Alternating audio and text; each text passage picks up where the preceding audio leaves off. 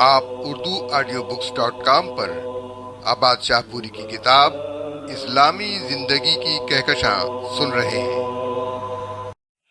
چاندنی رات تھی، ہر طرف سناٹا طاری تھا۔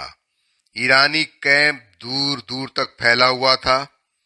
طلیحہ اسلامی فوج کی انٹیلیجنس کے ایک افسر اور نامور شہسوار نہایت خاموشی سے کیمپ میں داخل ہو گئے۔ ایرانی خیموں کے باہر فرش پر لیٹے خراٹے بھر رہے تھے۔ کہیں کہیں خیموں سے آوازیں آ رہی تھیں۔ شاید وہ پہرے دار تھے اور بے فکر بیٹھے تھے کہ لشکر کے عین وسط میں کون شخص پہنچ سکتا ہے۔ طلیحہ ان سے بچتے بچاتے سارے کیمپ میں گھومتے پھرتے رہے۔ اب مشرقی افق سے سپیدہ سحر نمودار ہو چلا تھا۔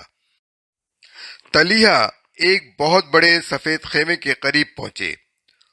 کچھ لشکری بیٹھے باتیں کر رہے تھے اور کچھ پڑے سو رہے تھے۔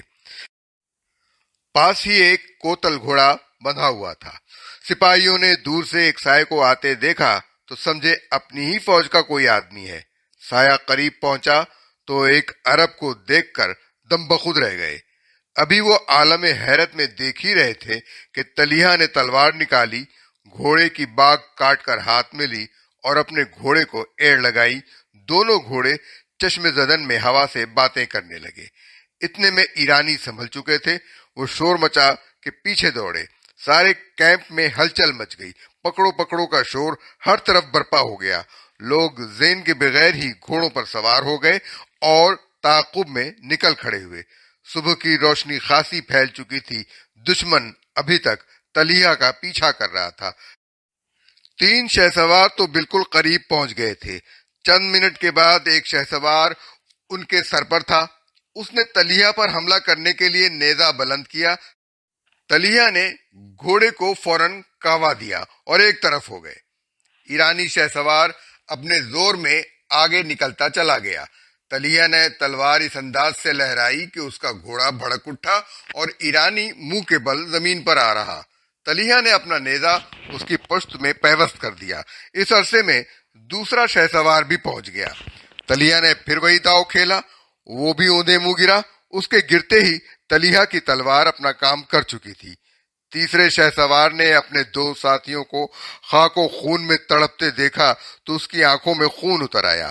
وہ دونوں اس کے چچازاد بھائی تھے اور 1,000 شہسواروں کے برابر تھے۔ اس نے جوش غضب میں طلیحہ پر نیزے کا وار کیا، لیکن طلیحہ پہل کر چکے تھے۔ گھوڑے نے ٹھوکر کھائی اور ساتھ ہی ایرانی زمین پر آ رہا۔ طلیحہ نے کہا، جان کی خیر چاہتے ہو تو ہتھیار ڈال دو۔ ایرانی نے حکم کی تعمیل کی۔ اس بھاگ دوڑ میں طلیحہ اس طرف جا نکلے تھے جہاں ایرانی فوج کا بایاں بازو جنگ کے لیے صفیں باندھ رہا تھا، مگر وہ ذرا بھی نہ جھجکے۔ اپنے قیدی کے لیے تلوار لہراتے دشمن کے لشکر کو چیرتے ہوئے نکل گئے۔ طلیحہ اپنے قیدی کو لے کر کمانڈر ان چیف حضرت سعد ابن ابی وقاص رضی اللہ تعالی عنہ کی خدمت میں حاضر ہوئے۔ انہوں نے پوچھا، کیا خبر لائے ہو؟ میں ان کے کیمپ کے اندر چلا گیا تھا اور رات بھر گھومتا پھرتا رہا۔ ان کے ایک آدمی کو پکڑ کر لایا ہوں۔ کوئی ممتاز شخص معلوم ہوتا ہے۔ میں نے غلط کیا یا صحیح، یہ شخص موجود ہے، آپ اسے دریافت کر لیجئے، طلیحہ نے کہا۔ ایرانی نے طلیحہ کی شجاعت اور بے خوفی کی بڑی تعریف کی۔ جو 1,00,000 سے زیادہ لشکر میں سے بڑی بے خوفی اور جرأت کے ساتھ نکل آئے تھے۔ انہوں نے ایرانی لشکر کے متعلق بڑی اہم معلومات فراہم کی۔ بعد ازاں مسلمانوں کے حسن سلوک، بہادری اور دیگر اخلاقی محاسن سے اس قدر متاثر ہوا کہ مسلمان ہو گیا۔ سعد بن ابی وقاص رضی اللہ عنہ نے اس کا نام مسلم رکھا۔ وہ طلیحہ کے ساتھ تمام جنگوں میں شریک ہوا۔ وہ مسلمانوں سے اکثر کہا کرتا تھا، خدا کی قسم، جب تک تم لوگ وفاداری، صدق و اخلاص، خیر و صلاح، غمخواری اور ہمدردی کے اوصاف سے بہرہ مند رہو گے، تمہیں کبھی شکست نہ ہوگی۔ قادسیہ کی جنگ کا تیسرا روز تھا۔ عام جنگ شروع ہونے سے پہلے ایک گرانڈیل ایرانی پہلوان اسلحے میں غرق میدان میں نکلا اور مسلمانوں کو دعوت مبارزت دی۔ مسلمانوں نے اسے کوئی جواب نہ دیا۔ وہ پھر چلایا، کوئی ہے جو میرے مقابلے میں آئے؟ ادھر پھر خاموشی طاری رہی. اس نے پھر للکارا. اس کی للکار سن کر ایک پستہ قد مجاہد شبر بن علقمہ آگے بڑھے اور پکارے, اے مسلمانوں, میں اس کے مقابلے میں جاتا ہوں اور اس کا سر مغرور خاک میں ملاتا ہوں. وہ تلوار اور نیزہ سنبھالے مقابلے میں جا پہنچے. ایرانی نے ایک نظر ان پر ڈالی اور پھر حقارت بھرا قہقہا لگایا. شبر پیدل تھے, ایرانی بھی گھوڑے سے اتر آیا. دونوں گتھم گتھا ہو گئے. لوگوں کی حیرت کی انتہا نہ رہی جب انہوں نے دیکھا کہ شبر نے اس گرانڈیل پہلوان کو اٹھا کر زمین پر پٹک دیا اور اس کے سینے پر سوار ہو گئے. اسے قتل کرنے کے لیے اپنی تلوار نکالی. ایرانی نے اپنے گھوڑے کی رسی کا سرا پٹکے سے باندھ رکھا تھا. شبر نے تلوار نکالی تو گھوڑا بتکا اور بھاگ کھڑا ہوا. شبر بڑی مضبوطی سے اس کے سینے پر سوار تھے. ایرانی چلانے لگے. شبر نے بآواز بلند کہا, تم خواہ کتنا ہی چلاؤ, میں اسے قتل کیے بغیر نہیں چھوڑوں گا. چنانچہ گھسٹتے گھسٹتے ہی انہوں نے ایرانی کو قتل کر دیا. مسلمانوں کی صف سے اللہ اکبر کا ہیبت ناک نعرہ گونجا. ادھر ایرانی صفوں پر مردنی چھا گئی. شبر بڑے اطمینان سے اس کے سینے پر سے اٹھے, اس کا سامان لیا اور گھوڑے کی باگ پکڑ کر اپنے لشکر میں آ گئے. آپ urduaudiobooks.com پر آباد شاہ پوری کی کتاب اسلامی زندگی کی کہکشاں سن رہے ہیں. دلیر خواتین کمسن غازی. اسلامی تاریخ جہاد کا ایک باب مسلمان خواتین اور بچوں نے بھی لکھا ہے. زخمیوں کی مرہم پٹی اور انہیں پانی پلانے کا کام بالعموم عورتیں ہی انجام دیتی تھیں. خندق کی جنگ میں مسجد نبوی میں طبی امداد کا مرکز ایک خیمے میں قائم کر دیا گیا تھا جس کی نگران رفیدہ تھیں. شام اور عراق کی جنگوں میں مسلمان خواتین زخمیوں کی مرہم پٹی کے علاوہ قبریں کھود کر شہداء کو دفن بھی کرتی تھیں اور بچے ان کا ہاتھ بٹاتے تھے. غزوہ احد میں شہر کی حفاظت لڑکوں کے سپرد کر دی گئی. جنگ احزاب کے موقع پر جب خندق کھودی گئی تو اس میں 10 12 سال کے لڑکوں نے بھی حصہ لیا. چھوٹے چھوٹے لڑکے بڑے جوش و جذبے سے مٹی کھودتے اور ٹوکریاں بھر بھر کر لے جاتے تھے. ان کاموں کے علاوہ عورتوں اور بچوں نے جنگ میں باقاعدہ حصہ بھی لیا. تاریخ کے دامن میں اس سلسلے میں بے شمار واقعات ملتے ہیں. بدر کی جنگ میں مسلمان مدینے سے روانہ ہوئے. شہر سے 1 میل آگے رسول اللہ صلی اللہ علیہ وآلہ وسلم نے فوج کا جائزہ لیا. جو کم عمر تھے انہیں واپس کر دیا. سعد بن ابی وقاص رضی اللہ عنہ کے بھائی عمیر رضی اللہ عنہ کم سن بچے تھے. انہیں واپسی کے لیے کہا گیا تو رونے لگے.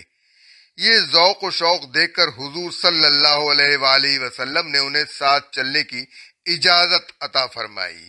احد کی جنگ میں بھی ایسا ہی ہوا. حضور نے فوج کا معائنہ فرما کر کمسن بچوں کو لوٹا دیا. زید بن ثابت رضی اللہ عنہ، برا بن عازب رضی اللہ عنہ، ابو سعید خدری رضی اللہ عنہ، عبداللہ ابن عمر رضی اللہ عنہ اور عرابہ اوسی رضی اللہ عنہ ان میں شامل تھے. حضور معائنہ کرتے ہوئے رافع بن خدیج رضی اللہ عنہ کے پاس پہنچے تو فرمایا تم عمر میں چھوٹے ہو، واپس جاؤ. وہ پنجوں کے بل تن کر کھڑے ہو گئے کہ قد اونچا دکھائی دے. حضور مسکرائے اور انہیں لے لیا. سمرہ رضی اللہ عنہ بھی انہی کے ہم عمر تھے.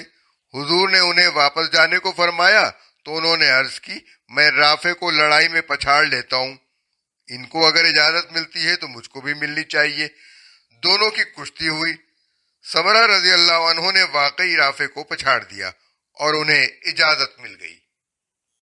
مسلمان مرد رسول اللہ صلی اللہ علیہ وآلہ وسلم کی قیادت میں کفار کے ساتھ نبرد آزما تھے. مستورات کو قلعے میں بھیج دیا گیا تھا اور ان کی حفاظت کے لیے مشہور شاعر حضرت حسان بن ثابت رضی اللہ عنہ متعین کر دیے گئے تھے. یہ قلعہ بنو قریظہ کی آبادی کے قریب تھا. یہودیوں نے جب دیکھا کہ سارے مسلمان رسول اللہ صلی اللہ علیہ وآلہ وسلم کے ساتھ ہیں اور قلعے کے تحفظ کے لیے کوئی اہتمام نہیں کیا گیا تو انہوں نے حملہ کرنے کا فیصلہ کر لیا۔ ایک یہودی کو قلعے کا جائزہ لینے کے لیے بھیجا گیا۔ وہ قلعے کا چکر کاٹتے ہوئے پھاٹک تک جا پہنچا۔ رسول اللہ صلی اللہ علیہ وسلم کی پھپھی حضرت صفیہ رضی اللہ عنہ نے اسے دیکھ لیا۔ حسان سے کہا، نیچے اتر کر اس کو قتل کر دو، ورنہ یہ دشمن کو قلعے کے غیر محفوظ ہونے کی اطلاع پہنچا دے گا۔ حضرت حسان رضی اللہ عنہ جو کسی بیماری کی وجہ سے بزدل ہو گئے تھے، لڑائی اور قتل و خونریزی سے نہ صرف گریز کرتے تھے بلکہ اس نظارے کی تاب بھی نہ لا سکتے تھے۔ اگر میں اس کام کا ہوتا تو آپ مجھے یہاں کیوں پاتی؟ حسان رضی اللہ عنہ نے جواب دیا۔ حضرت صفیہ نے خیمے کی چوب اکھاڑ لی اور قلعے سے اتر کر یہودی کے سر پر اس زور سے ماری کہ سر پھٹ گیا اور وہ مر گیا۔ حضرت صفیہ رضی اللہ عنہ واپس چلی آئیں اور حسان سے کہا، جاؤ اس کے ہتھیار اور کپڑے لے آؤ، مجھے ان کی ضرورت نہیں۔ انہوں نے جواب دیا، تو پھر اس کا سر کاٹ لاؤ اور فصیل سے باہر پھینک دو، دشمن مرعوب ہو جائے گا اور قلعے کا رخ نہیں کرے گا۔ یہ کام مجھ سے نہیں ہو سکے گا۔ حسان رضی اللہ عنہ نے پھر معذرت کی۔ آخر حضرت صفیہ رضی اللہ عنہ خود گئیں، یہودی کا سر کاٹا اور قلعے سے نیچے پھینک دیا۔ یہودیوں کو یقین ہو گیا کہ قلعے میں فوج موجود ہے، چنانچہ انہیں حملہ کرنے کی جرت نہیں ہوئی۔ مرج السفر کی جنگ بے حد ہولناک تھی۔ اسلامی افواج دمشق کی طرف بڑھ رہی تھی کہ رومیوں کے عظیم الشان لشکر نے مرج السفر کے مقام پر ان کو روکنے کی کوشش کی۔ گھمسان کا رن پڑا، اس قدر خوریزی ہوئی کہ خون پانی کی طرح بہنے لگا۔ 4000 نادر مسلمان شہید ہوئے، ان میں خالد بن سعید بن العاص رضی اللہ عنہ بھی تھے۔ خالد رضی اللہ عنہ نے اسی رات ام حکیم بنت الحارث سے شادی کی تھی۔ ام حکیم نے جب سنا کہ ان کے شوہر شہید ہو گئے ہیں تو وہ خیمے سے نکل آئیں۔ شب عروسی کا غازہ ابھی تک ان کے چہرے پر ملا ہوا تھا۔ فرط جوش سے ان کا چہرہ سرخ ہو رہا تھا۔ انہوں نے خیمے کا بلم کھینچ لیا اور دشمن پر خونخوار شیرنی کی طرح ٹوٹ پڑی۔ وہ دیر تک لڑتی رہیں، جس طرح بڑھ جاتی دشمن کی صفیں الٹ جاتی۔ خیمے کا بلم نیزے سے بھی زیادہ خطرناک ثابت ہوا۔ اس روز ام حکیم رضی اللہ عنہ نے بلم سے 7 آدمی قتل کیے۔ یرموک کے میدان میں دشمن کا دباؤ اتنا سخت تھا کہ مسلمانوں کے قدم اکھڑ گئے۔ وہ پیچھے ہٹتے ہٹتے عورتوں کے خیموں کے قریب پہنچ گئے۔ عورتوں نے جب مسلمانوں کو پسپا ہوتے دیکھا تو انہوں نے خیموں کی چوبیں اکھاڑ لیں اور چلائیں، خبردار، اگر میدان سے بھاگے تو پھر ہمارا منہ نہ دیکھو گے۔ یہ کہہ کر وہ ہجوم کرتے ہوئے دشمن پر پل پڑی۔ زرار بن الازور کی بہن خولا سب سے آگے تھی۔ عورتوں کے غیرت دلانے پر مجاہدین بھی سنبھل گئے۔ عورتیں بڑی بہادری سے لڑیں، بہت سے رومیوں کو موت کے گھاٹ اتار دیا، کئی خود بھی زخمی ہو گئیں۔ ابو سفیان رضی اللہ عنہ کی صاحبزادی جویریہ رضی اللہ عنہا بھی شہید ہو گئیں۔ یہ صورتحال کئی بار پیش آئی۔ مسلمان دشمن کے حملے کی تاب نہ لا کر پیچھے ہٹتے اور عورتیں میدان جنگ میں آ جاتی۔ عورتوں کے اس جرت مندانہ کردار نے بالآخر جنگ کا نقشہ بدل ڈالا۔ مسلمان پہاڑ کی طرح جم گئے اور دشمن کو شکست دینے میں کامیاب رہے۔